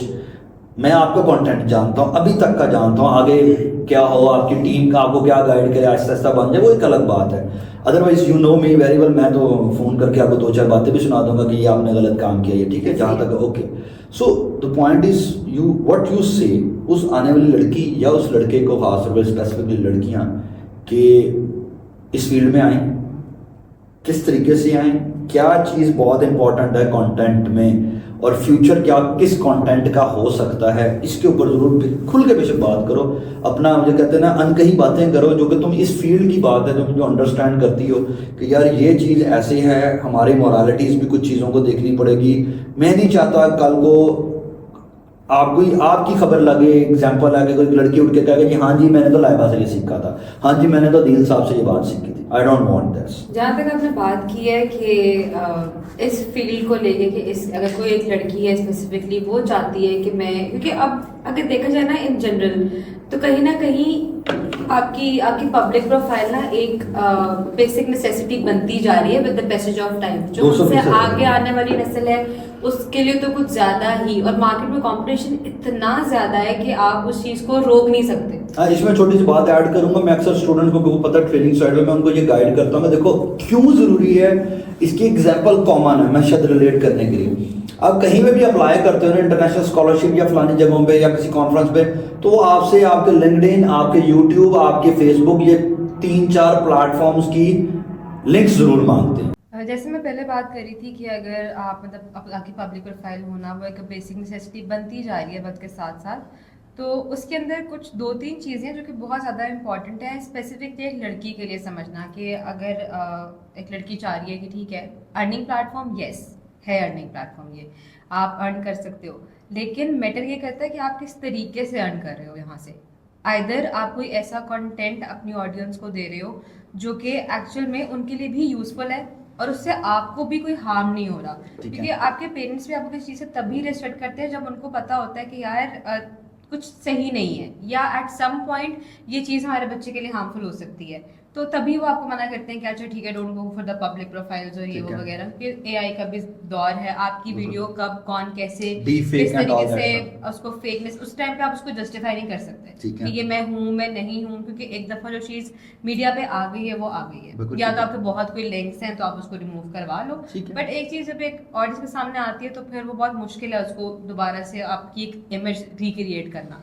तो अगर एक लड़की करना चाहती है वो पहले तो अपने माइंड में इस चीज़ को सोचे कि मेजरली उसका अपना, अगेन आप वाली बात कि विजन क्या है उसका, वो क्यों एक पब्लिक प्रोफाइल पाना चाहती है। अब अगर वो किसी भी फील्ड से है, वो अगर किसी मेडिकल फील्ड से है, वो किसी बिजनेस फील्ड से है, तो क्या वो उसको मार्केट करना चाह रही है इसके ऊपर, क्योंकि आई थिंक अगर वो इस तरीके से इसको लेकर चले कि वो अपनी ही फील्ड्स को या आइदर अपनी किसी स्किल को, अपनी किसी नॉलेज को आप उसको अगर मार्केट कर रहे हो उसके ऊपर, और देन फर्दर आप उससे अर्निंग जनरेट कर रहे हो, और आपको पता है कि अच्छा एक सर्टेन पॉइंट पे मुझे अपनी ऑडियंस को या मुझे लोगों तक अपनी ये बात पहुंचानी है। अब इसमें फॉर एग्जांपल कोई एक आपने मेकअप आर्टिस्ट की बात की थी कि लोग मेकअप करते हैं, मेकअप वीडियोस बनाते हैं, अब उसमें भी काइंड्स हैं। अगर एक मेकअप आर्टिस्ट है उसको पता है कि मैंने फर्दर अपना एक सैलून खोलना है, उसके लिए उसको एक ऑडियंस चाहिए जो उसके पास जाएगी उसका काम देख के, बिल्कुल ठीक। अगर तो वो इस चीज़ से, इस थॉट से कर रही है, इस थॉट प्रोसेस से आ रही है, और वो डेली अपना मतलब आपको मेकअप भी रिकमेंड करके बता रही है कि this is the good makeup, ये चीज़ आपकी स्किन के लिए जा सकती है, कि मेकअप आर्टिस्ट का काम यही है, सही है। अब वो अगर तो इस तरीके से लेके चल रही है, आपको मार्केट करिए, देन फर्दर उसको पता है एक सर्टेन ईयर्स के बाद जब वो अपना सैलून बनाएगी या कुछ भी इस तरह से, उसके पास मार्केट है, उसके पास ऑडियंस है, उसके पास क्लाइंट है, ऑलरेडी जनरेटेड क्लाइंट उसके पास होगा, कि लोगों को पता है कि यार इसका सैलून है, इसके रिकमेंडेशन पे हमें ट्रस्ट बिल्डिंग की बात है ना, कि आपका ऑडियंस के ऊपर ट्रस्ट है, ऑडियंस आपके रिकमेंडेशन पे ट्रस्ट कर रही है। तो वो चीज़, एक वो विजन होना बहुत इंपॉर्टेंट है कि अगर आप पब्लिक प्रोफाइल पे जा रहे हो क्यों। सेकंड चीज़ एक जो बहुत इंपॉर्टेंट है कि आपकी अपीयरेंस कैसी होनी चाहिए, कि अपीयरेंस बहुत ज़्यादा मैटर करती है। अब इसमें कोई वो हार्ड एंड फास्ट अब रूल नहीं रह गया हुआ कि आपको स्लीवलेस पहनना है या आपको बहुत बोल्ड ड्रेसिंग करनी है। आप अपना फेस नहीं रिवील करना चाहते, you can do a well. आप अपना फेस दिखाना ही नहीं चाहते, आप कंटेंट ही ऐसा क्रिएट करो कि लोगों को आपको फेस की जरूरत ना पड़े। आप अपना कंटेंट ही इतना पावरफुल रखो कि आप उनको इस चीज़ से गर्ज ना हो कि इसके पीछे चेहरा कौन है, उनको ये हो कि यार इस बंदे का या इस बंदी का कंटेंट अच्छा है, हमें ये चीज़ चाहिए या हम ये सुनना चाहते हैं। और उसके आपके पास बहुत से तरीके हैं, आप चूज़ करते हो कि आपने दुपट्टा लेना है नहीं लेना, आपने अपने वेल करनी है, आपके फैमिली नॉर्म्स क्या हैं, आपको कितना अलाउड है। आप इसको फील्ड पे नहीं डाल सकते कि उस सर्टेन फील्ड की डिमांड है। आप हमेशा जहां आपको लगे कि वो चीज़ आपके लिए सही नहीं है, यू कैन से नो। मतलब उसमें कुछ बुराई नहीं है। आपको अपनी लिमिट्स खुद पता होनी चाहिए। पता होनी चाहिए आपको ना कहना आना चाहिए। Even if you are working with the brand, तो आपको ये चीज़ पता होनी चाहिए कि यार मुझे इस, अब मैं ये नहीं कर सकती, दिस इज नॉट माई फोटे या दिस इज नॉट माई नीश, या जो भी आपने गाइडलाइंस दी हैं वो मेरे अकॉर्डिंग ठीक नहीं है या मेरी ऑडियंस के लिए ठीक नहीं है, I will not do it. और ये ना कहने वाली जो चीज़ है वो मैंने कोहर्ट में सीखी थी, जब मैंने कोहर्ट ज्वाइन किया था। किससे किया था, इन लोगों को ये नहीं पता। एम एस जावेद से। जब मैंने कोहर्ट ज्वाइन किया था उस टाइम पे मेरी लाइफ एक मेस थी, एक ठीक है। लाइक लिटरल मेस थी, और मुझे नहीं पता था कि मुझे क्या करना है। लाइक मैं एक टाइम पे शायद 6 काम कर रही थी और मुझे आइडिया ही नहीं था कि मुझे आगे क्या करना है। बस I was working and working just to find some distractions in my life. और उस टाइम पे लकीली मुझे यहाँ का पता चला थ्रू अ फ्रेंड असद, और उसी ग्रेजुएशन पार्टी पे मैं आई थी। सही है। और फिर उसके बाद मैं आती ही रही। फिर आप यहीं की हो गए। फिर मैं यहीं की होके रह गई। सही है, ठीक है। देखें, जो आपने बात की यूजीसी कंटेंट की बहुत ज़्यादा डिमांड आ गई है मार्केट में, लोग क्रिएट कर रहे हैं, सारी चीज़ें हैं और ऐसे ही है, चल रहा है। तो उसमें मैं सिर्फ क्लोजिंग रिमार्क्स इसी फील्ड के ऊपर, बात तो बहुत लंबी है, अभी हम बात कर भी रहे थे कि ये पता नहीं कितनी लंबी चलती रहेगी, तो फिर हम शायद 3 घंटे का पॉडकास्ट बना जाए तो फिर मसला है। तो हम इसको क्लोज करते हैं। क्लोजिंग में मेरा सिंपल इस टॉपिक के हवाले से ये है कि एक वीडियो में देख रहा था अगेन आजकल, क्योंकि मैं यूट्यूब की साइड पे हूँ तो मैं बहुत सारा सुन रहा हूँ चीज़ें, पॉडकास्ट देख रहा हूँ चीज़ें कि मैं लर्न करूँ क्या है। तो उसमें एक बंदे ने बड़ी प्यारी बात की और मेरी साइड की बात थी। उसने कहा कि देखो आप थोड़ी सी मेहनत कर लो, अच्छा कंटेंट बनाने के लिए मेहनत करनी पड़ेगी। अगर आपने फौरन काम करना है ना तो फौरन तो फिर वही रवायती मसाला जार मार्केट में मौजूद है, वो कर लो, ठीक है, अगर कर सकते हो। बट थोड़ी सी मेहनत करेगी, कंटेंट प्रोड्यूस करने में टाइम लगेगा, अच्छा थोड़ी सी पैसे लग सकते हैं अपरेटस पे। Last but not the least, अगर ये सारा कुछ भी नहीं कर सकते तो आपको ग्रीन क्रोमा शीट्स यूज़ कर लें, बैकग्राउंड यूज़ कर लें। तो उसने एग्जांपल बड़ी प्यारी दी बंदे ने। उसने कहा यार खातून, आपने वेल की बात की, उसने कहा यार वो खातून है, निकाब किया है या उसने स्कार्फ लिया, वो जाती है और वो कुकिंग करना चाहती है, वो थोड़ी सी यूनिकनेस लेके आए। उसने कहा कि मैंने एक वीडियो देखी, नदी का किनारा है, खातून आई है, उसने ला के अपना चूल्हा रखा है, वो सारी चीज़ें रखी हैं और उसमें कुकिंग की और दे दो एक डिफरेंट मार्केट में, चाहे वो जो कुकिंग शोज़ की बजाय एक मार्केट से हट के एक डिफरेंट चीज़ की लोगों को वो अटैच हुई और उसके व्यूज़ यहाँ चले गए हैं। तो किसी ने पूछा क्वेश्चन वाले ने, उसने कहा यार कौन नदी तक जाए, कौन मेहनत करे, नहीं लोग कर पाते इतना इतना सामान। उसने कहा क्रोमा शीट पे कर लें और बाद में एडिटिंग पे थोड़ा सा टाइम लगा ले, तो मेहनत तो करनी पड़ेगी। सो आई थिंक सो कि if I will say this के success is not a one day step, ठीक है, एक लॉन्ग जर्नी है, इट्स अ मैराथन। आपको वो लेनी है, वो ली जाए। इस फील्ड के अंदर स्पेसिफिकली मेरा आर्गुमेंट, और I never believe in this कि वन डे ओवरनाइट जो सक्सेस ये कहता है ना, वो ओवरनाइट सक्सेस मिले। क्योंकि बड़ों से ये कहता सुना है कि अरूज ना मांगो क्योंकि हर अरूज को जवाल है। यहाँ अरूज से मुराद किसी लड़की का नाम नहीं है, लेकिन वो बुलंदी वो अरूज है क्योंकि उसको जवाल है। तो मकसद ये कि अगर आप ओवरनाइट सक्सेस लोगे, कोलैप्स करेगी, आपके व्यूज़ बहुत बढ़ गए, आपने 2-4 ड्रामेबाजी हरकतें की, आपके व्यूज़ आ गए, लेकिन उसके बाद व्हाट इफ थोड़े से आप बूढ़े हो गए, थोड़े से पैड़े हो गए, थोड़े से प्लस माइनस हो गए, then what you are going to do.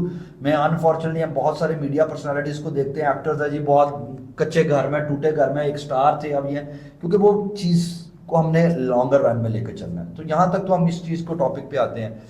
2-3 छोटी छोटी बातें जो मेरा एक बहुत इंपॉर्टेंट क्वेश्चन होता है हमेशा से, क्योंकि मेरी फील्ड ये है, 2 ही मेरी निश है जिस पर मैं बात कर रहा हूँ, यूथ और यूथ में से यंगस्टर्स, वो लोग जो कि कुछ ना कुछ कर रहे हैं, उनको सामने लाया जाए और उसके बदौलत लोगों के लिए, ऑडियंस के लिए गाइडेंस प्रोवाइड की जाए। दूसरा मेरा होता है कि volunteerism, social work, charity work, जो मेरी फील्ड है, मैं 15 साल से वही वॉलंटियरिज्म और NGO सेक्टर का, डेवलपमेंट सेक्टर का काम कर रहा हूँ। तो वही सवाल आपसे है मेरा कि आपने volunteerism, free work, volunteerism, charity work कब स्टार्ट किया, कब इंटरेक्शन हुआ, कहाँ कब जहन में ये बातें आई, और आज तक जो कुछ भी किया, how it has shaped your life, या इसने आपकी ज़िंदगी में क्या वैल्यू ऐड की है, क्या फ़ायदा हुआ है, सो दैट ऑडियंस भी ये सीख सके, देख सके कि हमें बाकी जहाँ सारा कुछ करना है तो वहाँ पे हमने वॉलंटियर वर्क भी करना है, चैरिटेबल वर्क भी करना है और अपनी ज़ात से निकल के दूसरों के बारे में भी सोचना है। प्लीज़ इसके बारे में कुछ बताइएगा। वॉलंटियरिज्म की जहाँ तक बात है, I started back in my university. ठीक है। कॉलेज टाइम के ऊपर ये होता था कि कुछ ना कुछ ऐसी कैंपेन्स चलती थी हमारे कॉलेज में कि जिसमें वो लोग मतलब डिफरेंट एनजीओज होती थी, वो अपनी कैंपेन्स चलाती थी और उनको होता था कि आप डोनेट करें, ये इस ठीक है। पर्पस के लिए है, इस पर्पस के लिए। तो उस टाइम पे वो पूरा कॉन्सेप्ट तो नहीं समझ में आता था कि ठीक है हम डोनेट कर देंगे तो व्हाट नेक्स्ट ईयर, उसके बाद क्या करेंगे, ये हमारे ठीक है। पैसे को सही इस्तेमाल करेंगे कि नहीं ठीक करेंगे, है। या पता नहीं ये सही है भी कि नहीं है। ठीक है। तो खैर लेकिन जब यूनिवर्सिटी के अंदर गए तो फिर हमारे यूनिवर्सिटी में कुछ सीनियर्स और जूनियर्स ने मिल के हम लोगों ने एक छोटी सी एक एनजीओ टाइप सोसाइटी ऑर्गेनाइजेशन बनाई। सोसाइटी बनाई, और उसके थ्रू हम लोग फिर डिफरेंट ओल्ड एज होम्स में जाते थे, वहाँ पे जो राशन प्रोवाइड करते थे, जो जो चीज़ें इनको बेसिक नेसेसिटीज़ थी, तो वहाँ से करते करते फिर उस चीज़ का एहसास हुआ। मतलब कहीं ना कहीं आई थिंक हर बंदा ही वॉलंटरली कहीं ना कहीं कुछ ना कुछ कर ही रहा होता है। ठीक है।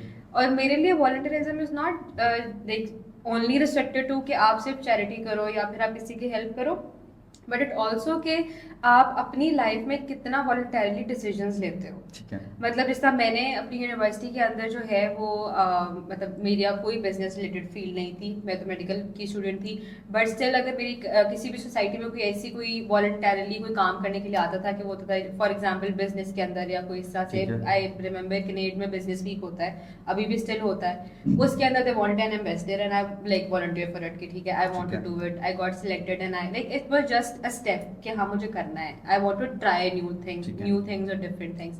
जहाँ तक चैरिटी और एनजीओ सेक्टर की बात है, आई थिंक अपनी ज़ात से निकल के मैंने तो इसलिए किया कि मुझे खुशी मिलती है बिल्कुल ठीक करके, है। लाइक आई फील कि अगर आप किसी की हेल्प कर रहे हो और अगर आपके थोड़ी सी चैरिटी से या आपकी चीज़ों से आप अगर अगला बंदा जो है वो उसकी लाइफ में कोई बेहतरी आ सकती है तो वाई नॉट।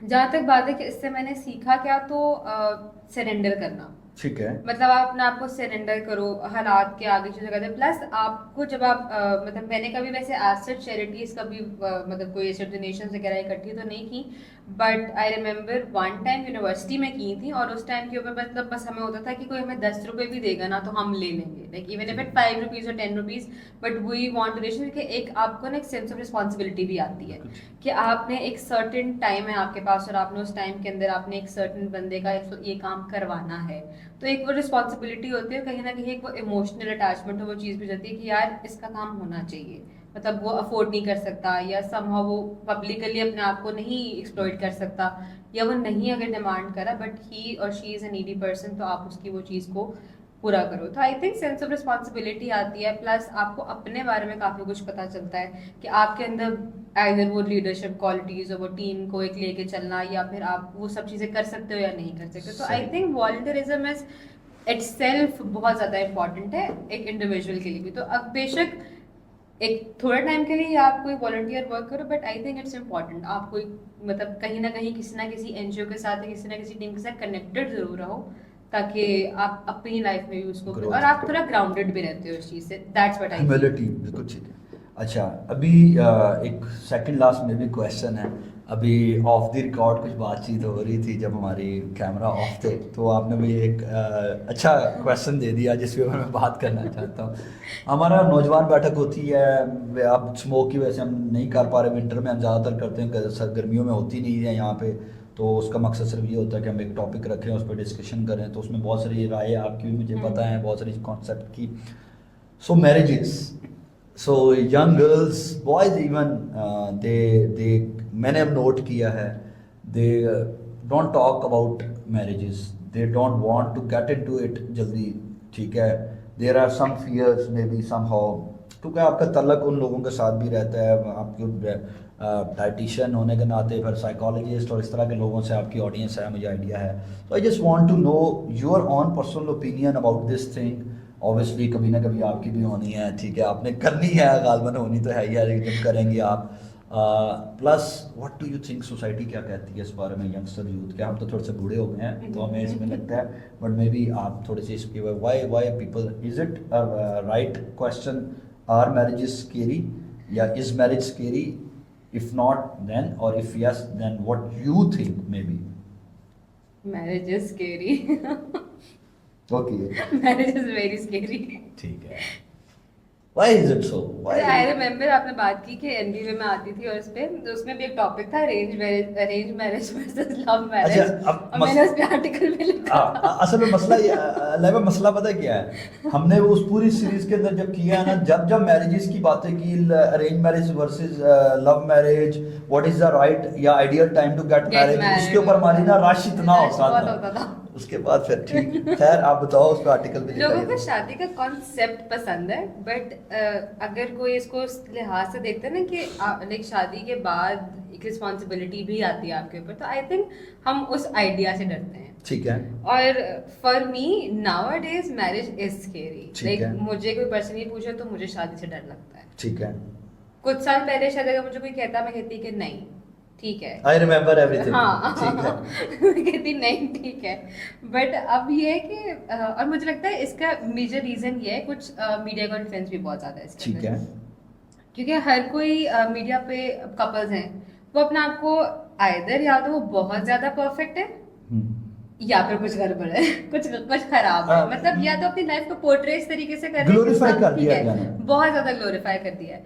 अब उसमें ये चीज है कि although they are doing a good thing कि वो उस रिश्ते को एक पॉजिटिव तरीके से आवाम को दिखा रहे हैं। काफी यंग ऐसे लोग हैं भी जो यंग एज में शादी भी कर रहे हैं, सब कुछ है, बट स्टिल मुझे लगता है कि शादी करने में जल्दबाजी नहीं करनी चाहिए। ठीक है। लाइक अगर आप खुद क्लियर नहीं हो ना कि आप उस रिस्पॉन्सिबिलिटी को नहीं उठा सकते, आपके अपने ही थॉट्स क्लियर नहीं है, तो आप अगले की जिंदगी ना खराब करो।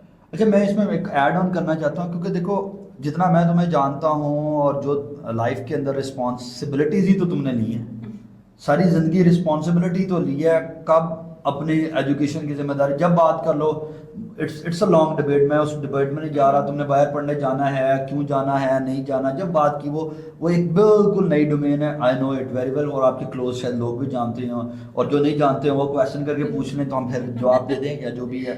But the point is, you were responsible, and from the day one, I have seen you. One thing in you that is very simple, straightforward about Laiba, जो कि मेरी है, लोगों ने शायद कहीं नहीं कहीं मेरी पर्सपेक्टिव, क्योंकि मैंने इनको टीचर भी ट्रेनिंग भी की, सारा कुछ किया, जैसे इन्होंने कोर्ट की बात की।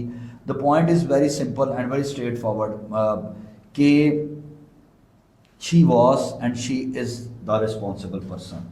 मैंने अपनी ज़िंदगी में लाइबा के बारे में सिर्फ यही नोट किया, और बहुत सारी चीज़ें, ब्लॉगिंग करे, ये करे, वो करे, लेकिन लाइबा के बारे में जो मैंने एक चीज़ ऑब्जर्व की फ्रॉम द डे वन, जो अनकही बात मेरे लिए है, यहाँ पे मैंने कभी इसके मुंह पे भी कभी नहीं कही, कि I have seen you as a responsible person. आपने अपने घर की रिस्पॉन्सिबिलिटी ली, आपने अपनी छोटी बहन की रिस्पॉन्सिबिलिटी ली, आपने अपनी मदर की हर लिहाज में रिस्पॉन्सिबिलिटी ली, फादर के साथ भी आपने टैकल किया, मेरा के साथ रिसेंट की जी हमने ये करना है, वो करना है।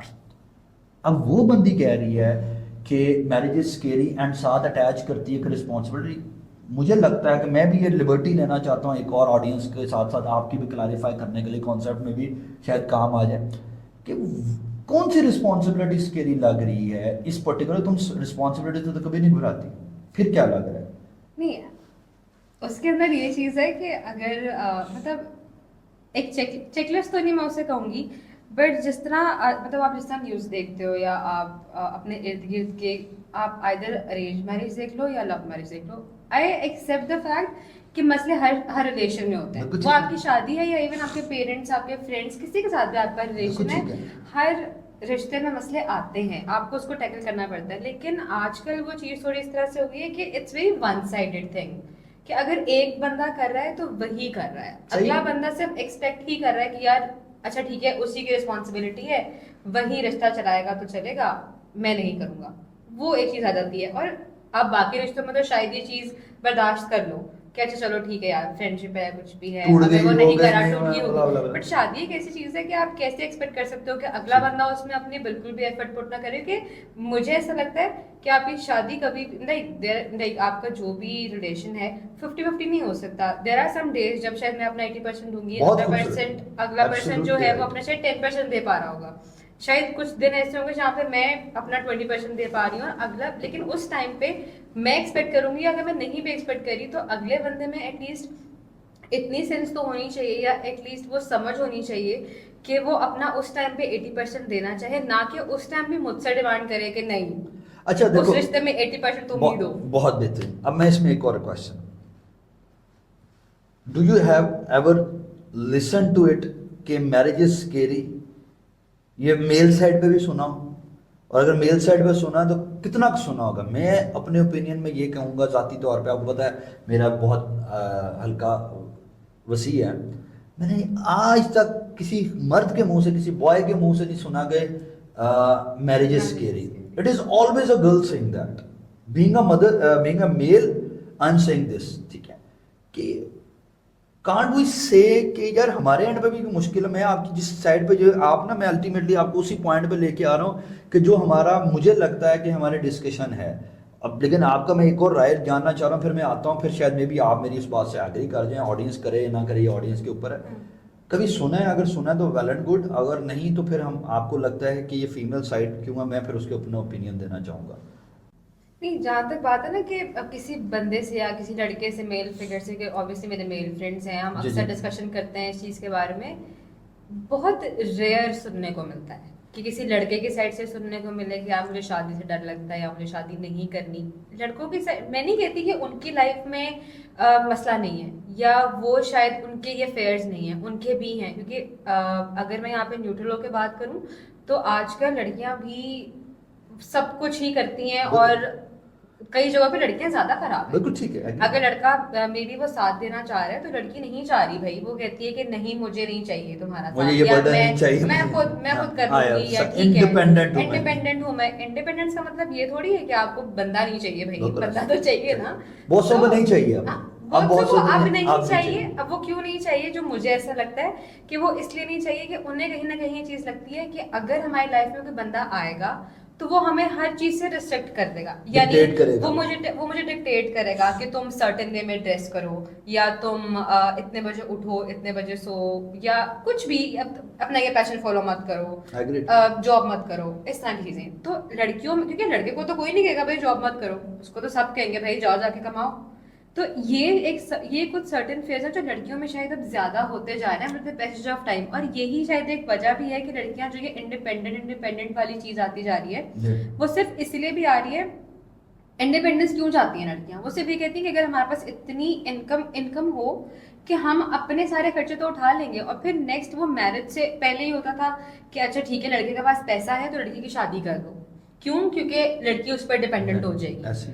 जो कि मेरी नजर में ठीक है, इस्लामिकली उसको देखा जाए लड़के के ऊपर जिम्मेदारी ठीक है, है। उसी ने अपनी बीवी को, अपने घर को उसने चलाना है, ठीक है, फेयर इनफ। लेकिन उसके कॉन्ट्रेरी अगर देखा जाए तो मुझे नहीं लगता कि इस चीज के अंदर आप उसको कभी भी वो कर सकते हो, मतलब बैलेंस आउट कर सकते हो, एग्री। ऐसा मुझे लगता है। ठीक है, मैं उसको क्लोजिंग की तरफ जाता हूँ। जो मुझे लगता है मैं उसको एक्सप्लेन करता हूँ। देखो आपने ना 2-3 बातें कही हैं। Marriage is scary for many people, it will be, I don't no, I honestly speaking disagree with that in that sense कि हालात तो वाकई हमने ख़राब करी। पहली चीज़ है यहाँ पे मैं फिर वो माजरत के साथ वो पाकिस्तान के मेन स्ट्रीम मीडिया पे तो उनका नाम लेना पाबंदी है, इमरान खान साहब की, लेकिन यूट्यूब पे तो नहीं है। He was a prime minister, तो उसने एक दफ़ा बात की कि जी पाकिस्तान में तलाक की शरह जो बढ़ रही है ना, इसमें मीडिया का किरदार बहुत ज़्यादा है। और उसने कुछ ड्रामा निगार, कुछ लोगों को, ड्रामा प्रोड्यूसर्स को बुलाया मीटिंग के लिए। So I came to know about that कि जी उसके ऊपर ना वो so called women side and feminist and वो या हम तलाक़ां टीवी से होंगी, ये पागल हो गया ये बंदा, ये। But it was very accurate. जो आपने बात की है वो वही बात है बेसिकली कि आपने मीडिया में दिखा दिया। अभी एक हिट तरीन ड्रामा खत्म हुआ है, जो भी हो, मुझे तो उसका नाम भी नहीं पता, ये कभी मैं तुम, उसके अंदर भी कुछ यही बात है। इससे पहले मैं आपको बात जो हमेशा कहता रहा हूँ, आपने पहले भी मेरे से सुनी होगी, अभी तक ये ड्रामे अब थोड़े शिफ्ट हुए हैं, हमेशा फीमेल को मजलूम ठहराया गया। पाकिस्तान की हिस्ट्री में एक ड्रामा आया जिसमें मर्द को मजलूम ठहराया, उसने पूरे रिकॉर्ड तोड़ दिए। ठीक है, मेरे पास तो ठीक है, फर्क देखा ना। अब आप 24 घंटे जब औरत को मजलूम दिखाओगे, वो देखेगा, वो कहेगी, सोचेगी यार देखो मेरे बंदे ने मेरे साथ ये किया, मेरे फलाने ने ये किया, मेरे फलाने ने ये किया, मुझे ये नहीं करने देता, मेरा करियर मेरा। अब ये एक बेसिक मीडिया का रोल आ गया। अब आता हूँ दूसरी बात के ऊपर। देखो मैं अक्सर बात करता हूँ, अपने मेरे फीमेल फ्रेंड्स हैं, मार्केट में हैं, स्टूडेंट्स हैं, मैं उनसे ये बात करता हूँ। देखो बात ये है, हमारी माएँ थी, हमारे पेरेंट्स हैं, हमारे, मैं ये नहीं कह रहा कि सब ने बहुत अच्छी ज़िंदगी में, सब ने कॉम्प्रोमाइज़ किए होंगे कहीं ना कहीं, किसी का किस वे में, किसी का किस वे में। और बीइंग शायद ऑफ स्प्रिंग्स या बच्चे, हम कहते हैं कि यार हम चाहते हैं कि हमारी माँ की तरह, हमारी या मेरे बाप की तरह की ज़िंदगी, या मेरे दादा, मेरी पुप्पी, इसकी तरह XYZ की तरह ज़िंदगी ना हो। But the point is that वो बेहतर चला गया। आज का दौर जो है, आप चौथे दिन तलाक लेके घर बैठने को तैयार हो, चौथे दिन अगला छोड़ने को तैयार है, चौथा दिन कोई दूसरी बात करने को तैयार है, क्योंकि हमने उसको इतना ओवर एग्जैचुरेट कर दिया है कि ज़रा सी बात है जो मैं नाराज़ होकर अपने घर जा रही हूँ तो दूसरा कहता है मैं ये कर रहा हूँ, और हम लड़ते हैं। और क्योंकि हम 24 घंटे मीडिया देख रहे हैं, हम 24 घंटे मीडिया देख रहे हैं, और हमें लगता है कि ये ड्रामे में ये हुआ था तो मैं भी यही करूँगी। मेरा हर एक की ज़िंदगी बराबर नहीं है। अक्सर जिस तरह हमसे क्वेश्चन होता है तो हम तो इस बात में एग्रीड हैं कि what is the right way to upbring a kid. There is no right way. भाई आपका बच्चा और था, हमारा बच्चा और है, हमारी सर्कमस्टांसेस और है, आपके सर्कमस्टांस इसी तरीके से, आपकी ज़िंदगी और है, फलाने की ज़िंदगी और थी, उसकी ज़िंदगी और है, उनके साथ हुआ था तो जी ऐसे कर लो। नहीं, आपको अपने माहौल के मुताबिक एडजस्ट करना है, कुछ बाउंड्रीज को सेटल डाउन करना है पहले। सो मैं लास्ट बात करके क्लोज करता हूँ इस टॉपिक को, पर आपसे आखिरी एक सवाल है, वो ये है कि मैं हमेशा माजरत के साथ, with due respect to everyone, I always say, और आप लोगों को भी पता है ये बात, कि यार find out in your circle, understanding people should be there, understanding families should be there, जो कि अंडरस्टैंड करेंगे। बिकॉज आई बिलीव शादी दो लोगों के दरमियान नहीं है। आज मुझसे कोई सजेशन मांगेगा तो मैं सबसे बड़ी सजेशन ये दूंगा कि शादी, लड़का लड़की इंपॉर्टेंट है, बट उससे भी ज़्यादा फैमिलीज इंपॉर्टेंट है। फैमिलीज अच्छी हैं, लड़का लड़की obviously compatibility and everything is there, उसके बाद फैमिलीज अच्छी हैं तो वो ख़ानदान रिश्ते चला जाती हैं, ऐसे ही है। ठीक है। अगर वो नहीं है ना, और इंडिविजुअलिस्टिक ज़िंदगी जीने वाले लड़के लड़कियाँ हैं, जो कि आज के सारे ही हैं, मैं अन्य वहाँ हूँ, मैं तो पैसे कमाती हूँ, मैं तो पैसा कमाता हूँ, वो नहीं है। आपने जो बात की थी फिर किसी और दिन के लिए छोड़ देंगे कि जी हमें, अब बहुत सारे लोग आज मिल गए तो मेरा दिल करता है उत्थे ही उन्होंने ज़िबा करना या फाड़ना के बजाय अच्छे वो लोग देती कहते हैं हाँ ये एक बिल्कुल आंसर सही है कि राइट टाइम पे जल्दी ना करें, वेट कर लें। बट कुछ लड़कियां जब कहती हैं, अब जो सुन रही हूँ बाद में मुझे गालियां ना दे, मेरे खिलाफ ना हो जाए, कि जी शादी नहीं करनी, that's not an option for me. Time का वेट कर लो, उम्र जा नहीं रही, थोड़ा और वेट कर लो, राइट फिट ले लो, राइट फैमिली ले लो, राइट चेक एंड बैलेंसेस ले लो, उसके बाद कर लो, रादर देन एक नई बहस शुरू कर दो कि हमने करनी नहीं तो सोसाइटी में नहीं रहा जा सकता, किसी और सोसाइटी में जाना पड़ेगा। आज के एपिसोड में हमने बहुत सारी बातें की, एक यंगस्टर और स्पेसिफिकली एक फीमेल होने के नाते लाइबा ने अपनी बहुत सारी चीज़ें शेयर की। कुछ हमने मज़े की बातें की, कुछ सीरियस बातें की, कुछ हंसने हंसाने वाली बातें की, कुछ शायद इनके लिए सख्त सवालात थे जिसके जवाब दे पाई, कुछ के नहीं दिए। तो it is just all about अनकही बातें विद अहमद जावेद। हमारे पॉडकास्ट में आपको इसी किस्म का कुछ मिलेगा, कुछ मज़े की बातें भी होंगी और कुछ सीरियस बातें भी होंगी, लेकिन सारे का मकसद एक ऑडियंस के लिए ऐसा प्रोग्राम या ऐसा इंटरव्यू या ऐसी पॉडकास्ट बनाना है, प्रेजेंट करना है जिससे उनकी कोई लर्निंग हो सके। लाइबा की ज़िंदगी को मैं पहले से भी बहुत सारी चीज़ों को जानता हूँ, बहुत सारी चीज़ें हमने चाहिए कि यहाँ पे हम डिस्कस करें, खोलें और ख़ास तौर पर उसकी लाइफ को लेकर चलें। बट मैं ये, मेरी तरफ से अनकही बातों में यही अनकही बात है कि एक यंगस्टर, स्पेसिफिकली एक गर्ल जिसकी फैमिली में बहुत ज़्यादा सपोर्ट उस तरह भी अवेलेबल नहीं थी, क्योंकि बड़ी होने के नाते दोनों बहनों में she work a lot and very hard work इन्होंने किया। और मैंने जब इससे पूछा, जो बातें पूछी, सर मैं आज ये तैयारी कर रही हूँ, आज फलाना कर रही हूँ, और बहुत सारी जॉब्स को या बहुत सारी फील्ड्स को एक्सप्लोर करने की कोशिश की, बट जो एक अपना बेसिक आइडिया था आर्ट वर्क का या आर्ट की साइड पर जाने का, वो इसकी ज़िंदगी के साथ जुड़ा रहा और she did a very good job. मैं मतलब उसको कहूँगा बेहतरीन। मैं आज तक भी ये कह रहा हूँ, आने वाले दिनों में शायद ज़्यादा कहना पड़ेगा, हाँ लाइबा मेरी दोस्त है या लाइबा मेरी स्टूडेंट रही है, मैं ये कह सकता हूँ, but she did a marvellous job. और यही मेरा मकसद है इस पॉडकास्ट सीरीज़ का कि मैं लोगों को लेके आऊँ एक यंग एज पे, फ्रॉम एक सक्सेस स्टोरी एटलीस्ट बनना, अपनी फैमिली को लेकर लीड करना, और फिर मार्केट में भी लोगों को पता लगना। आज हमें कभी भी कोई बात करनी होती है कंटेंट क्रिएशन के ऊपर या इन्फ्लुएंसर मार्केटिंग के ऊपर कोई बात हमें देखनी होती है, कुछ लोग अपने डिफरेंट प्रोजेक्ट्स के हवाले से, एनजीओ के हवाले से या अपने बिजनेस के हवाले से कुछ है, तो हमारा पहला जवाब ये होता है कि अच्छा लाइबा से बात करते हैं, फिर लाइबा कुछ अरेंज कर देगी। सो यही हमने सारी बातें की। आप सबके लिए भी यही ज़रूरी है कि इफ़ यू वांट कि आप कुछ करें तो आगे बढ़ें। Stop dreaming, start doing, stop wishing, start doing, यही दो बातें हैं। एंड पे लाइबा की तरफ मैं वापस जाऊंगा। I just want to ask you Laiba कि कोई एडवाइस जो आप ऑडियंस को देना चाहें, it may be general advice, youngsters, क्योंकि मेरी ऑडियंस मेनली यंगस्टर्स है, if they want to become someone for as just like you, एक यंग एज में एक वेल एस्टैब्लिश पर्सनालिटी का होना, मतलब मैं ऑनेस्टली स्पीकिंग हमेशा उन चंद लोगों में से हैं, मेरे स्टूडेंट्स में से या मेरे उसमें से, एडे पैसे ਤੁਹਾਡੇ ਕੋਲ जब मैं कोई बात करूँ फलानी जगह, so you are living a good life, उसमें अंदर अल्हम्दुलिल्लाह बहुत सारी और भी चीज़ें हैं, आई नो वेरी वेल, बहुत सारे problems and all that stuff को, but still it is there and the biggest thing you do with a big smile, you meet everyone with a big smile. वो कहते हैं ना हर हंसी के पीछे दुख जो है वो हर एक को नहीं पता होता, बट दैट्स ग्रेट।